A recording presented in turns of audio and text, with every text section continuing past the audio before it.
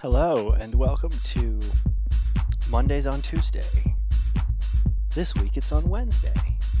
Something came up in the first, or maybe this is the second episode that I did, and I said something like the podcast where nothing ever happens on time. And it kind of stuck. I thought that was interesting. Because let's face it, things don't usually happen on time. From having your kitchen remodeled, catching the bus, most things don't actually, in fact, happen on time. And that may be the difference between a hobbyist and a professional. A hobbyist is someone who can do things once in a while predictably in terms of time, whereas a professional is someone who can deliver the consistency of results that make people come back and plan their day around it. They're going to stop by that restaurant because they know they can count on the consistency of the food. It's not like one of their line cooks is going to wake up in a bad mood. Same thing with the products you buy to do things around your house, the couch you sit on, the car you drive. Everything that's made by a professional is not any different than someone would do as a hobbyist, but it is something you can count on. And I'll talk a bit about things you can count on and why that's important. And this episode is going to be somewhat interesting because I'm going to talk about the reason that I started Compare Basic and the reason I've gone to such a great lengths to continue working on Compare Basic. Some of them because you could say I am a risk-taking, dauntless, self-starting, all the good things individual. And the other thing you could say is that the economy is fucked. And so I fall into the category of a somewhat involuntary entrepreneur with a resume that looks like Swiss cheese because I could do that in software. And now I am trying to career pivot quite literally against nuclear scientists who have lost grant money. So it's kind of like, wow, of all the random resumes we have from people that are career pivoters now, this guy named Firecrow looks kind of unimpressive. So it has been a very interesting few weeks. I actually skipped the podcast last week because I was so busy, and if I'm being honest, I was pretty upset. And what had happened basically was the demo ran, and then I found a number of structural things I had kind of said, well, I don't really have to polish that, and then turns out I had to. Everything from really core stuff, the memory manager, the socket queuing manager for the web server. I realize these are technical things that may not mean anything. But I thought it might be about time to talk about what Compare Basic is, what the Caneka runtime is, why am I building another software language in a time of so many? What is it about a back to basics approach that stitches together every component of the runtime in a way that you can see and diagnose and debug and audit and understand? And how could that influence the communication between developers and a phrase that I'm not super fond of, non-technical digital business professionals? And then how could that increased communication and clarity and interactivity and the understanding of how to use tools of patterns lead to a better business climate and environment? And to explain a lot of that, I have to go into psychology a bit, but actually the economy and economics and weird things like what money is.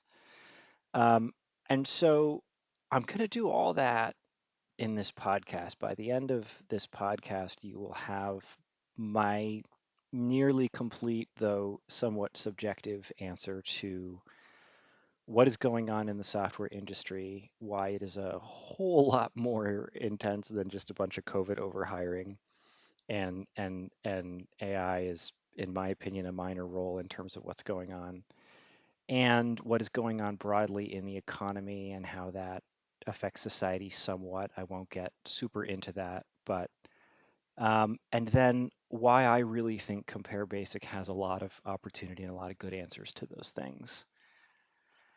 And my name is Firecrow Silvernight. I'm your host. And yeah, hold on if you can.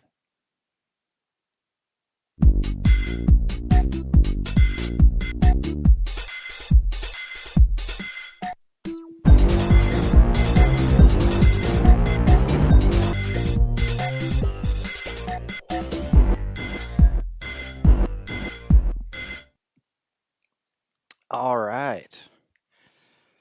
The chimey industrial iron metal I-beams being clanked together by a giant from the 90s has led our way into this conversation. So I'm going to start with uh, my story a little bit. Hopefully it's brief. And so I grew up in a fairly small town in the state of Iowa in the United States of America. And a population about 10,000 people, but interestingly, most of them were from the East Coast or West Coast of America, and they had come there to it was kind of a time in the 70s where people were moving to chase their dreams, following spiritual things. And so this community was kind of a weird, somewhat Midwestern in terms of how I grew up, but also somewhat coastal. Uh, so like kind of like big money, but also alternative. And so it was just kind of like a lot of contrast, growing up in an environment of people from somewhere very different. And then when I was 19, I really wanted to be a rock star. That's actually when I changed my name legally to Firecrow Silvernight. And so I went to New York at 19, and it was very clear music was not a game I could win quickly. And so I ended up filing papers, answering phones, and doing kind of administrative organizational stuff in New York City, mostly for entertainment companies. One of the things I will never know is did my name get me to work at only entertainment companies, or was that staffing agency well connected to entertainment companies? One of many things I'll never know. But it was very large corporate offices. The brand names were Giorgio Armani, Atlantic Records, Warner Music Group, Estee Lauder, Bobby Brown. So these are all fashion, cosmetic, very sort of large corporate companies. And what I loved the most, I absolutely loved this about working there, was how organized everything was. I mean, it's just like I was like, I understand why companies run the world because they dot the I's and cross the T's, and there's someone for every task. And that was really a point of inspiration for me. However, I did leave and decide that I want to do something more creative, and I had done 3D graphics, from the age of 10, and then audio engineering and video and some 3D modeling, animation, made a lot of spaceships. And so I decided to go into software. I thought it was, a good idea. So I got some books, spent a large amount of time. I actually got some contracts that I was unable to finish, and that was, somewhat ugly. But it got me my first programming job, and then that got me my next programming job, and then I was off the races as a software engineer. And I then spent 15 years in the software industry, and what I noticed was that in the early days, around like from like 2009 to 2012 maybe, there was such an outflow of creativity. This was the days of um, agile hadn't really been discovered yet, but there was this, may the best idea win no matter who it came from, and all that, like, interesting creative stuff. We were all learning how to write this and how to write that. And then something shifted, in my opinion, around like 2012-ish, kind of 2011. I remember meeting the developers who came to New York and went to a user group who had created a templating system at their college newspaper. The system was named Django. It was a Python system. And at that time, there was another system, maybe a little earlier than this, that had become incredibly popular called jQuery.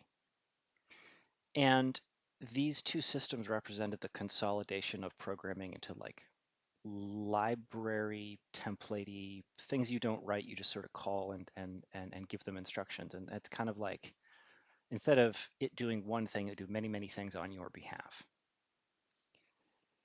And the reason I chose these two, I mean, obviously there was tons of them. There was some funny one with a T, and then Tornado Web, and a whole bunch of PHP stuff, Drupal, I think WordPress. I mean, there were so many of them. I think Prototype was one back then, and so many of them. Backbone, I think, was the name of one of them. You can't say programmers aren't very good at coming up with funny names. But the reason I chose these two, Django and jQuery, is because jQuery's approach was you will do exactly what you were going to do in 10 lines, but you can do it with one in jQuery. But it doesn't change the way you think about what you're doing. And Django was the complete opposite of that. Django was, you're going to think completely inside out as you used to. You're going to hook little components and we're going to route them around and they're going to generate stuff and we'll automatically populate the data relationships in the database for you using an object relational model. And I think to me, these represent two completely opposite approaches to software. Does the tool kind of like the difference between a screwdriver and a power drill with a screwdriver head? You do exactly the same thing, but with more power. Or is it more like a printing press, which is so fundamentally different than writing out something on paper? Now you put it through a machine and the ink splats, and it's totally different. And I would call the Django version the sort of configuration-driven version. And I would say the jQuery version is a lot more of the library version, where the library does what you would have done anyway, whereas the configuration version, you're configuring something that does. Who knows exactly how it does it? It's very inside out. So over the course of my career, as these things became introduced, people started downloading more and more stuff, and things got more and more layered, and they stacked up a lot. And I started noticing that we were actually being asked to re-implement the same stuff over and over again. And there were certain things, no matter how many tools we wrote, that just were not that easy to do. Like, I felt like towards the end of my 15-year career, that I was officially working for companies by like 2021, I felt like I had become less creative the way I was at the beginning of my career, and a lot more like a mason, like someone who's asked to take plaster and smear it on a wall the same way they had done for, a few decades. And the reason for that is that there wasn't sufficient understanding between necessarily developers, but also the business layer above us, that it wasn't necessary to re-implement everything all the time. We actually could have been creating our own libraries that became core competencies for the business that would automate away repeatable tasks, because computers are fundamentally automation systems. And there was a project I was on where I proposed a contextual manager that would basically change the website to something that you add information to something that would store everything you did, and then someone else could see it the same way. And this basically would have created kind of a Google Docs style experience where everyone can see where everybody's cursor is and kind of thing for the system. And I had a way of doing it, and it was a schema that I presented, and there was some excitement about it, and then it got cut for time, and we never built it. And then a few years later, it was very necessary. We ended up like strapping it in like kind of an awkward way. And my career was kind of, I don't know, that was actually a fairly common experience where I would propose or advocate, hey, what, if we build this thing, it can get us ahead in this way. And it would only go so far and then get shut down. And around this time, what was happening was, from the days of 2012-ish with like jQuery, Django, and Backbone, we had gone through tons and tons of versions of frameworks and libraries that then even got more and more complicated than that. And by the time we got to about 2021, what I observed was happening was that there were so many libraries and so many different libraries that what we spent the most of our time on was library babysitting, where if you add a component to a site, it works in a certain way, it accepts a certain kind of data and needs to be configured in a certain way. You add a different one that's very different. Now you have to coordinate between the two. You add another one, the time that you have saved on the third one, you may actually be losing by needing to coordinate three different things. And I think that what the pattern at that time for companies was, you create an MVP that doesn't do a whole lot, and you go out to customers and you get feedback.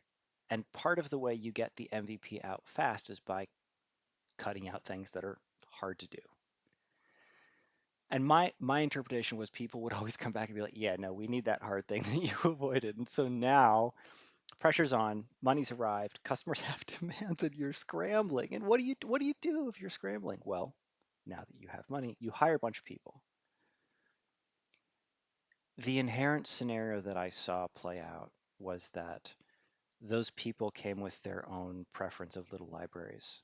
And so the hiring process of bringing more engineers into the room, more voices, actually slowed things down even more. And now the companies are chasing this top heavy, complex situation.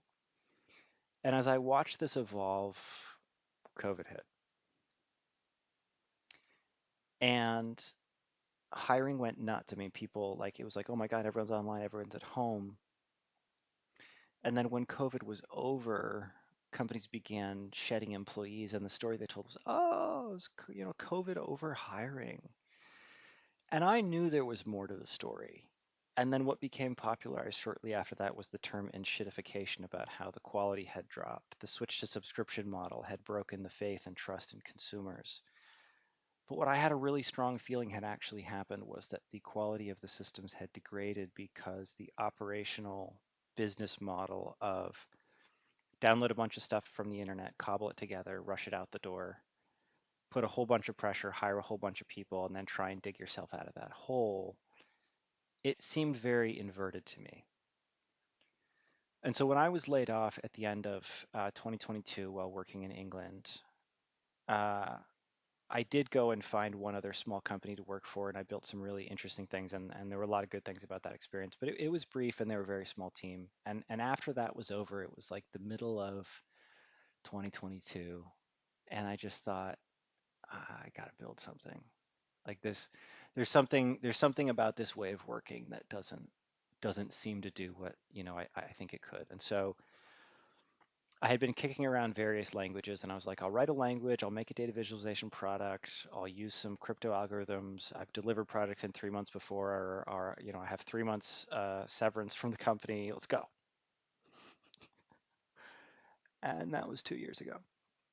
And what I found out even more than that was that my heart and soul was not just in building a system that would be consistent and powerful and start to lessen the gap between business and technology, but I actually was very interested in getting down to the roots of the struggle that I had seen in the business world alone, in business culture, how teams are formed and managed, and all that kind of stuff. So the Caneka system actually is soup to nuts everything you need to launch a website with sending emails in one system, including replacement for a database, a memory manager so that it's not tied to any single operating system and actually sits outside of Malloc, and data structures that make the process of programming far more intuitive because they have a lot to do with iteration and the sequence and patterns of things.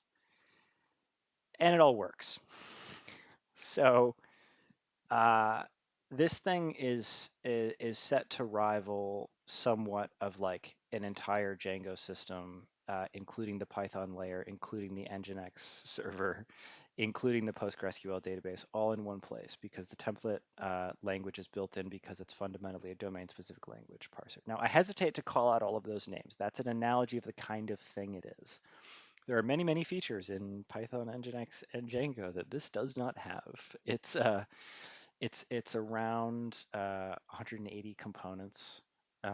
Most of them are less than 200 or 300 lines long. I mean, it's a very small system, but I built it to basically solve the issue of using systems that are hard to audit because I feel like the black boxy nature is not wonderful.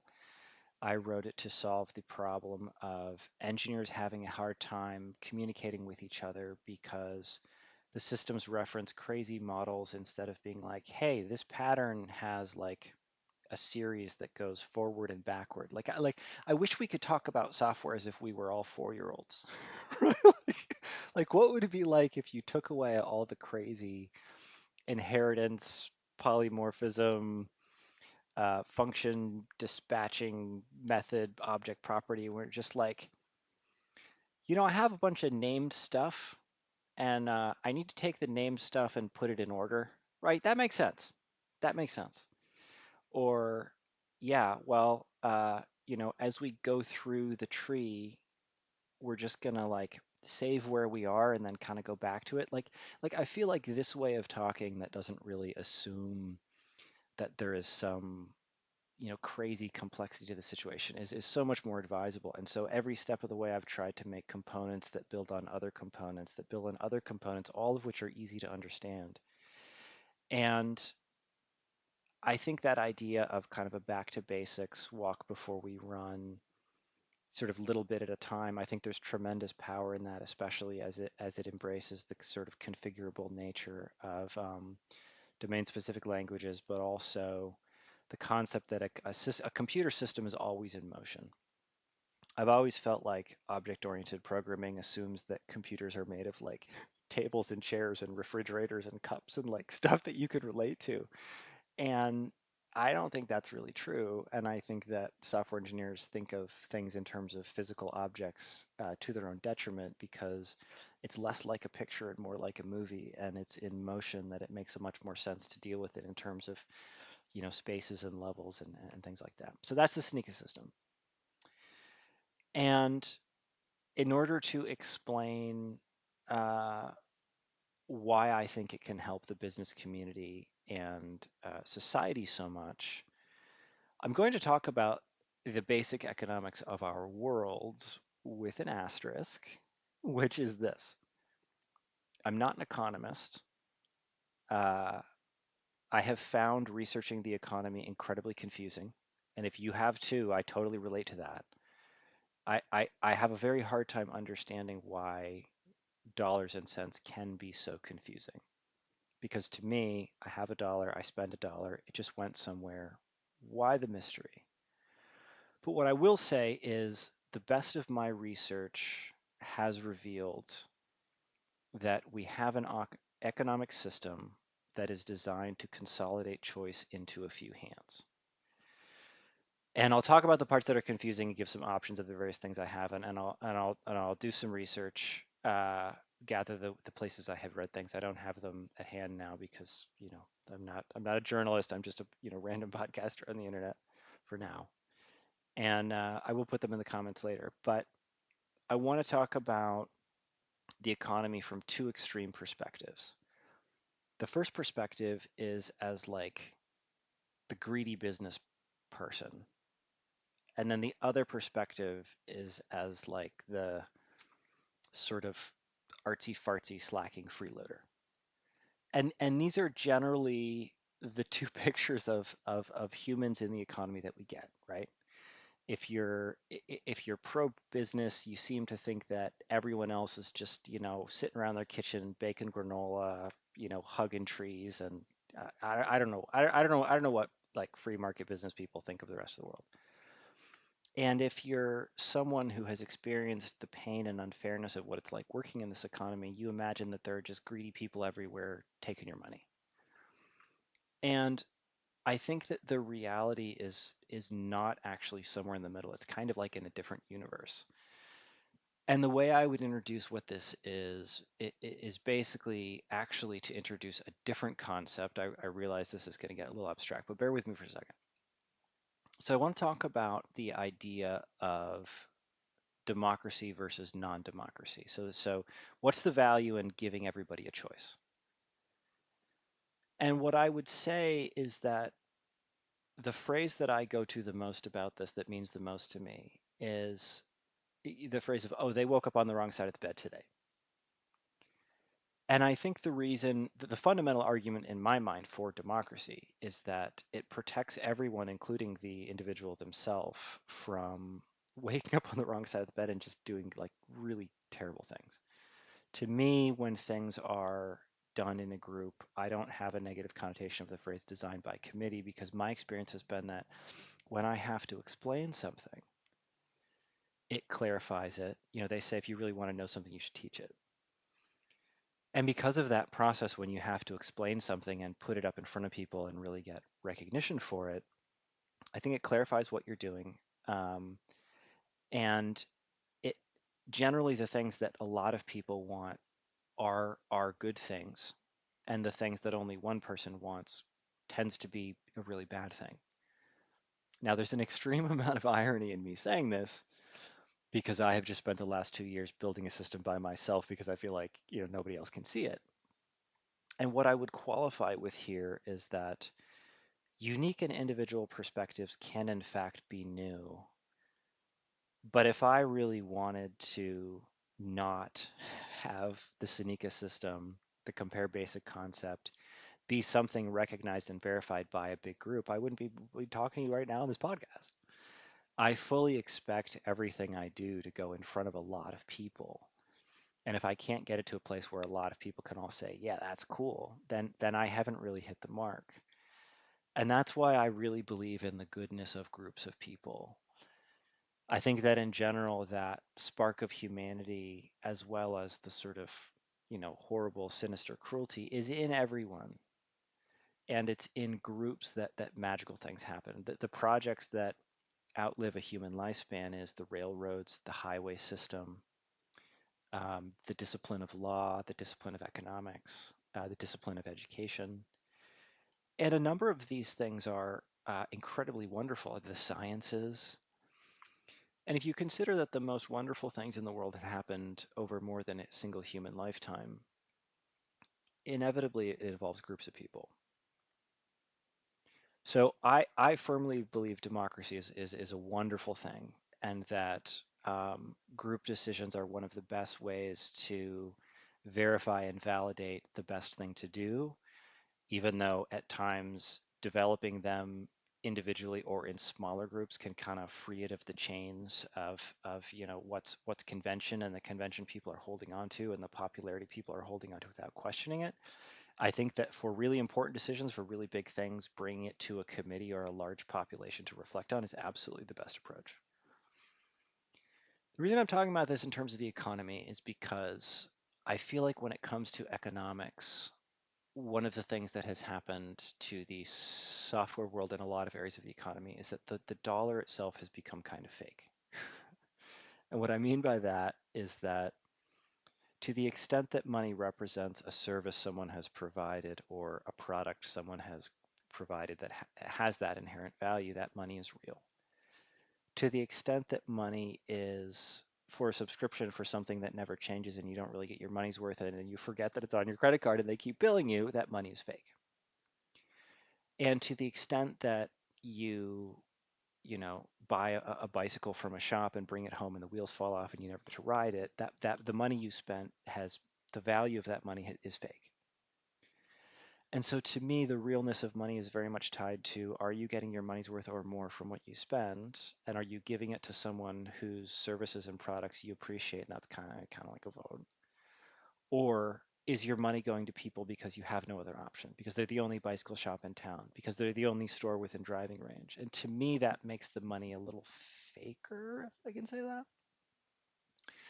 And so to the extent that I believe the economy can be a vehicle for good and money can be a vehicle for good, and dare I say capitalism can be a vehicle for good, because to me capitalism is a very basic thing.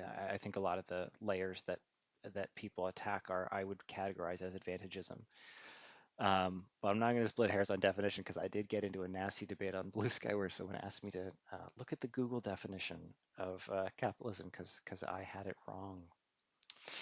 And I guess searching the internet is the authority of definitions now. But they're not wrong that my perspective is somewhat odd. And here's what it comes down to. Because I believe so much in democracy and the realness of money, where you get what you pay for or more, because essentially if you have to make money from what you've bought, it has to be a good deal. It has to, you have to buy something that you are making more money on than you paid for. And to the extent that you pay and get less than you thought or less than was advertised, the money's a little faker. So looking at the idea of the reality of money versus the fakeness of money, I think that when people run profitable companies, that profitable company is more likely to be supported by a diversity of opinions, because there's a diversity of customers buying things from that company. When a company is not profitable, it engages in the side of the economy that we tend to think is the whole economy, which is financial services. And I would catalog financial services as bank loans and investments and stock trading.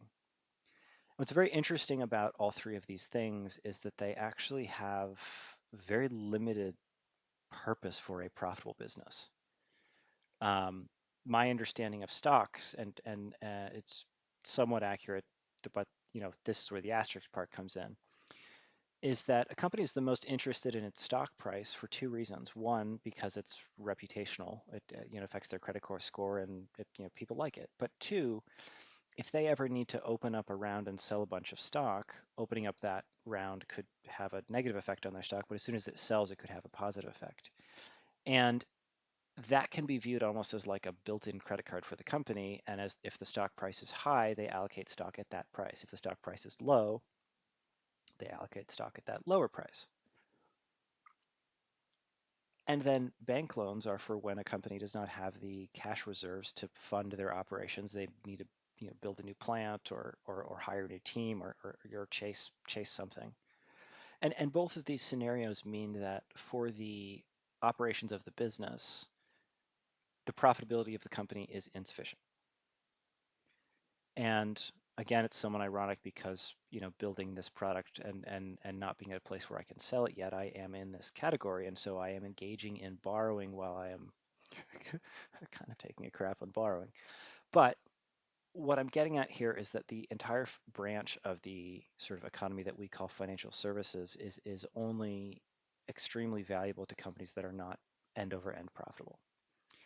What happens to end over end profitable companies, I believe, is that they have a diversity of opinion in the revenue they bring in, meaning what they do is for customers and for the service of those customers. And it makes sense to figure out problem solving in that space. If a company is mostly bank funded or venture capital funded or chasing a stock price so they can sell it, so you can allocate more stock and have that as some income, they have this really odd conflict of interest to me, which is, do we listen to our customers or do we listen to the funnel of money that is coming in for us?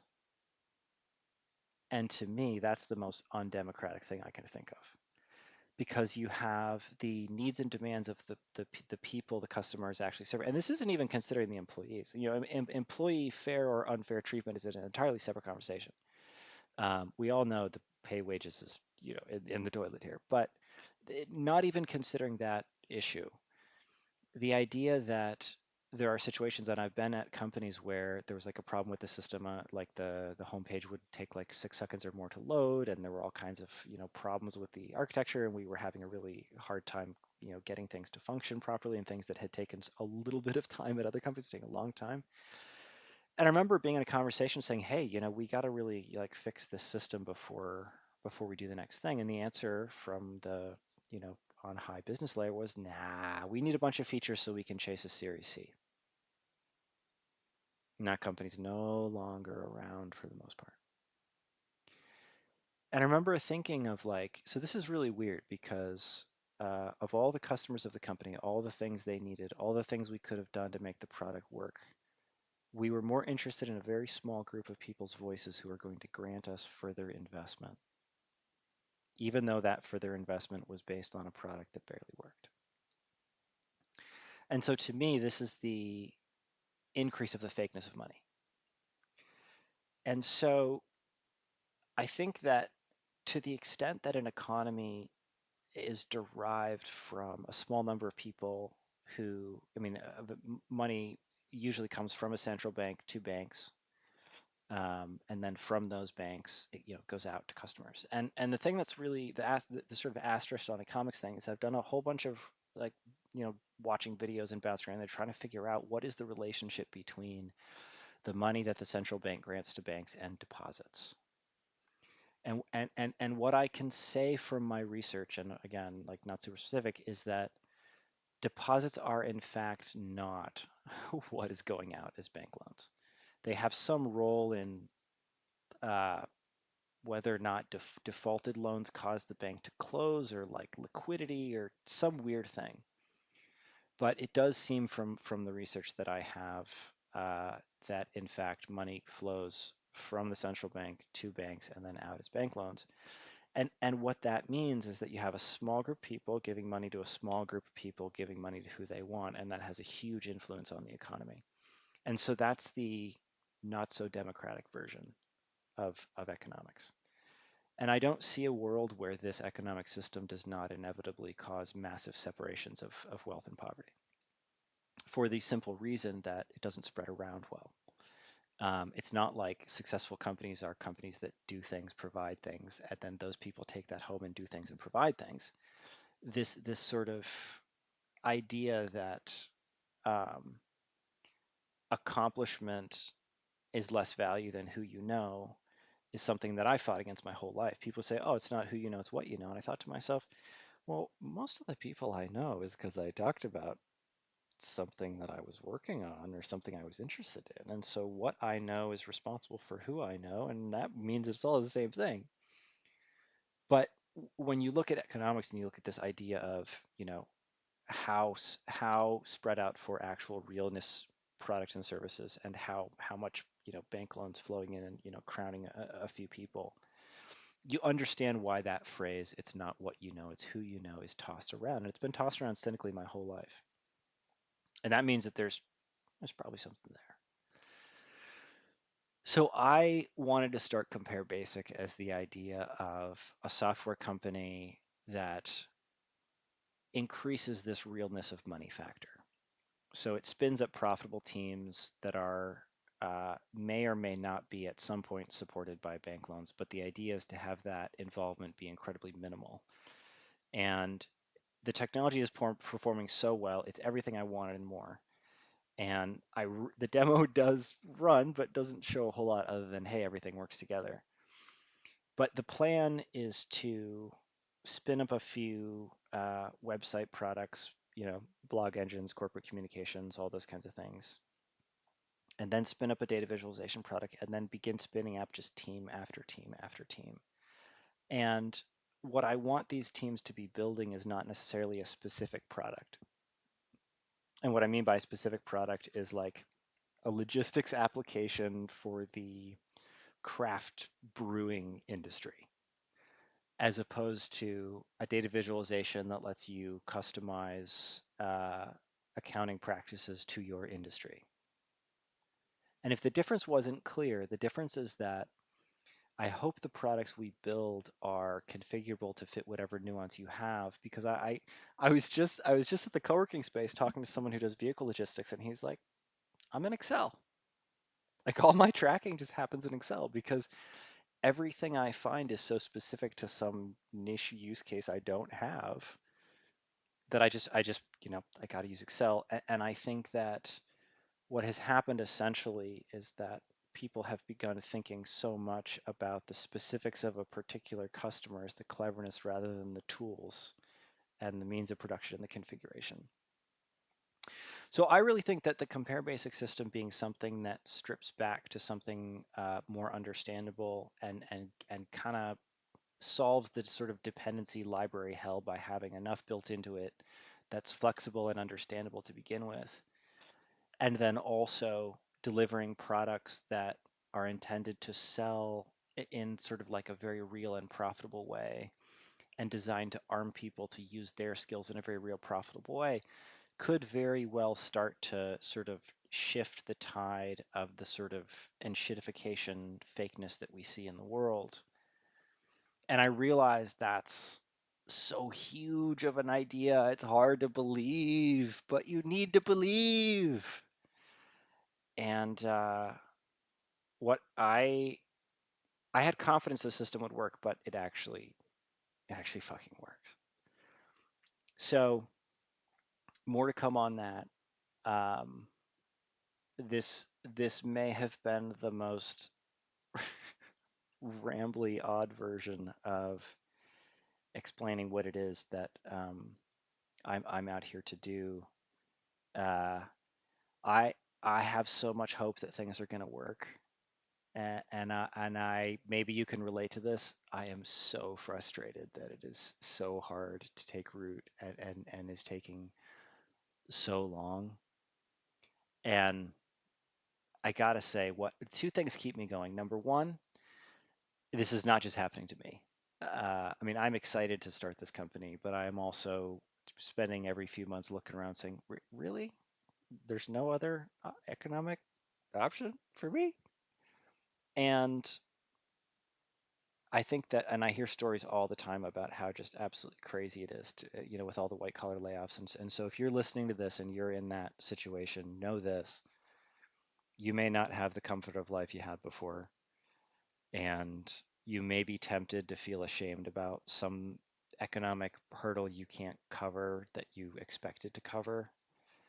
And 2 years ago, that would be understandable, but today in 2025, welcome to the party. Everybody's here. Everybody's here.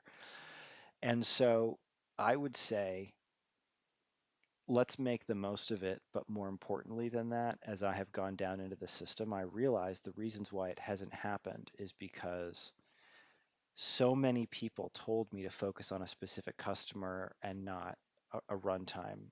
Well, that kind of explains why we've been using the same, main languages for so many years, because the number of people that must have gone down the path I was going and was just told by absolutely everybody to turn around is probably large. The other thing I've realized is that starting over is really, really hard. And they talk about, some people have a stage fright that like rivals fear of death. Well, I think fear of starting over is one of those up there with fear of death things. Fear of starting over and fear of working together are probably two of those things. But one of the things that I really want to share is that I have a lot more compassion for why businesses have not done what I have chosen to do, which is rebuild a brand new software language and runtime from scratch, peeling back 30 layers of assumptions and going back to technology that was mostly developed in the late 80s, early 90s, and then bringing everything I know from my experience and what I've seen and heard in the industry. The reason I have compassion for this is that it is such an explosive process. I mean, I really wanted to rebuild things when I was at companies, but I also will be completely honest, I didn't really know the risks. I mean, there are times when I don't just break the system I'm working on, I break the ability to work on the system I'm working on, because the build system, the debugging system, the where am I system is the system. So, there are reasons why the imbalances of the software industry are what they are. Starting over is very hard and very scary. And we have an economic system that is designed, if borrowing is more common than profitability, to funnel money to a few people. It's not accidental that that's happened, and it's also not necessarily some mischievous conspiracy. It's just the way the numbers are configured. And realizing how massive this is makes it hard to face, but I think it actually is a solvable problem. And I think the solvable solution is the realness of money through selling real products and services that people get real value out, balances everything out. The fresh slate of a new system with learnings balances things out. And then, like everything else, believing in the human spirit and the human spirit in groups. It's served everyone before in the past, and I honestly believe it will serve everyone again.